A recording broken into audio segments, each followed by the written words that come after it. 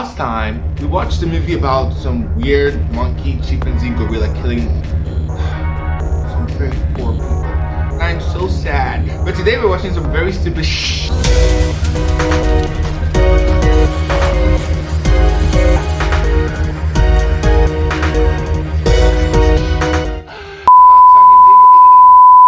Okay, I want to go to have today. I do not even know. But we're watching some very weird movie about a ghost that possesses a vacuum cleaner that starts to suck dick and penis, and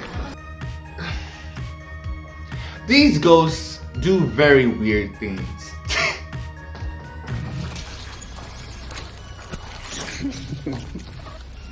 Now, the storyline. Well, the movie actually starts in a weird artistic phase. We see someone trying to sculpt sculptures, and it's, you know, leaf transition, time passes, and the sculptures are being removed.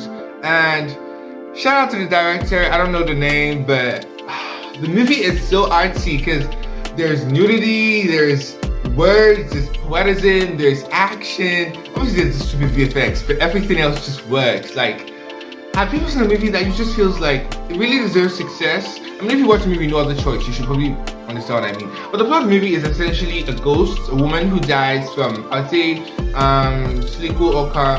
How do you pronounce that? The longest word in the dictionary. Silico ultra microscopicus silicovolcanodiosis or something like that. That is my diagnosis now. I don't know what killed her, but she died of a lung disease, and this is due to dust from the lots and numerous factories around her. And of course she dies and she comes back as a ghost, inheriting or inhabiting a vacuum cleaner, as in so. Now, in a vacuum cleaner, that's not the problem. The problem is that the vacuum cleaner is, in this whole movie, ghosts are, so to speak, normalized because so many people have died from these dusts that do not haunt the living. Alright, so these vacuum cleaner begins to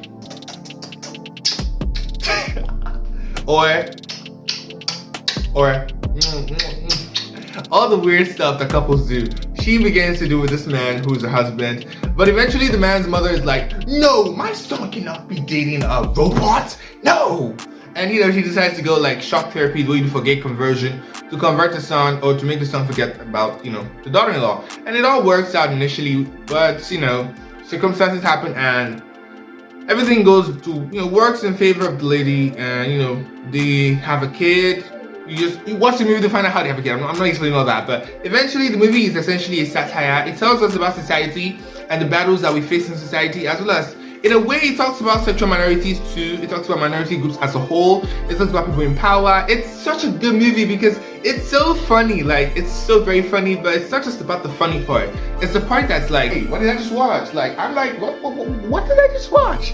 But it makes me realize that most Western movies are just conceptual. You know, there's VFX, there's action, but movies that are not conceptual, movies that are not Western, they don't get the same love. Like, this movie's so good. Like, it's so funny, good music, although the music doesn't really show much. It's mostly action, and it's comedy. It's so fucking I'm laughing, I'm cackling. It's so stupid.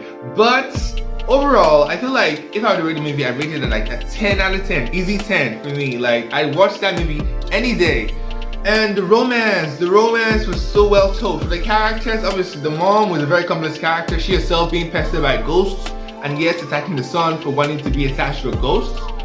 There's the minister who represents society as we see it, someone who is in power and trying to, you know, take advantage of others. It's simple, people do that every day. And on a concluding note, I feel like if you're watching this movie with the expectation of watching like The Conjuring but in a vacuum form, you're going to be disappointed because the movie is really just about a comedy, about love, about society and societal judgments, about sexual minorities and how they should be protected. And I love the character, Ted.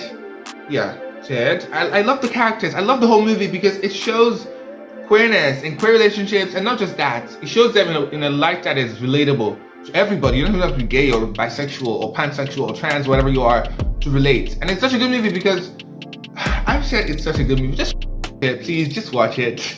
But hey, I love today's review. I didn't want to make any, I don't know, any super structured, super thought out review for the movie because I feel like it's such a good movie. Why bother myself breaking it down and give you all the innuendos? Just watch it if you like. You know, stick around. See you next time. And pray for me. I have my I had my test, but I have more tests coming, so please pray for me. Please, or wish me the best. Thank you.